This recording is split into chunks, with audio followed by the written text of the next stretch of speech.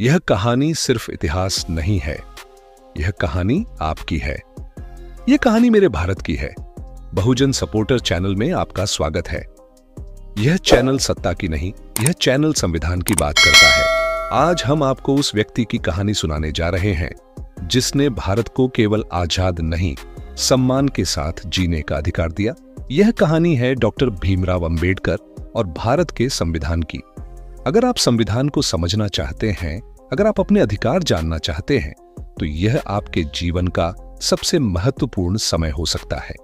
जब बाबा साहब ने संविधान का प्रारूप संविधान सभा के सामने रखा, तो वह केवल कागजों का पुलिंदा नहीं था, वह सदियों के अपमान का जवाब था।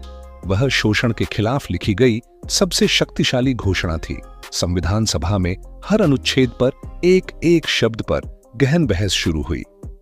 कुछ को समानता खतरनाक लगी, कुछ को आरक्षण चुभा, कुछ को अधिकारों से डर लगा। लेकिन बाबा साहब जानते थे, अगर आज हम रुके तो आने वाली पीढ़ियां कभी खड़ी नहीं हो पाएंगी। संविधान सभा में कई सदस्य खुले तौर पर विरोध कर रहे थे। कोई कहता, इतने अधिकार क्यों? कोई कहता, समानता से व्यवस्था बिगड़ जाएगी। और कोई पूछता, क्या समाज इसके लिए तैयार है? बाबा साहब का जवाब सीधा था, संविधान समाज की मानसिकता का गुलाम नहीं हो सकता। संविधान समाज को आगे ले जाता है। वे हर सवाल का जवाब कानून से नहीं, मानवता से देते थे। संविधान में मौलिक अधिकार जोड़ना सबसे बड़ा संघर्ष था।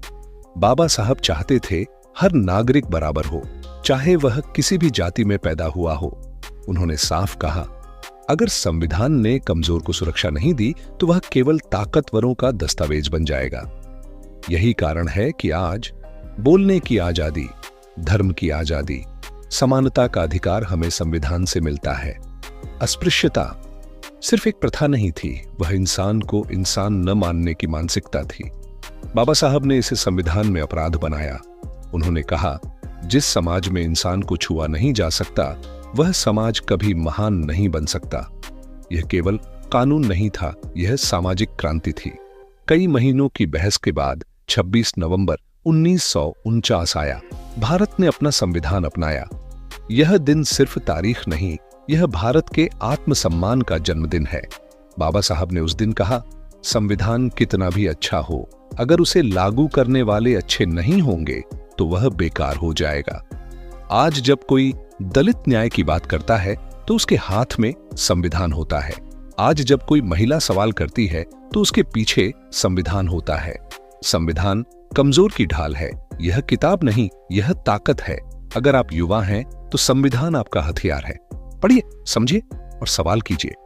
बाबा साहब ने कहा था, शिक्षित बनो, संगठित रहो, संघर्ष करो। यह केवल नारा नहीं, यह जीवन का रास्ता है।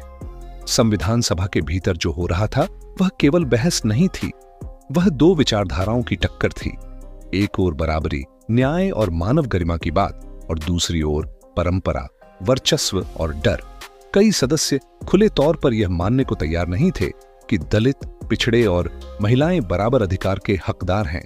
लेकिन डॉक्टर भीमराव अंबेडकर हर दिन, हर सत्र में अकेले खड़े दिखाई देते थे, पर विचारों में अडिग।